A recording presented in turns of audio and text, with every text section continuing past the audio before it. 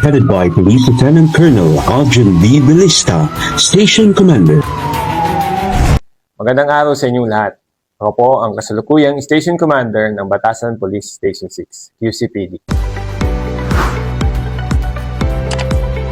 Sa pagkakataong ito, nais naming ipaalala sa ating mga nasasakupan ang mga hakbang upang maiwasan ang robbery. Narito ang ilang hakbang na maaari nating gawin upang maiwasan ang naturang krimen. Una, laging maging alerto sa paligid, lalo na kung nasa pampublikong lugar. Bigyan pansin ang inyong mga bag at anumang dala. Kalawa, ingatan ang mahalagang bagay lalo na ang inyong mga cellphone, pera at alahas. Kung maaari, itago ito sa bag at huwag ilantad sa publiko. Ikatlo, maglakad sa ligtas at maliwanag na daanan.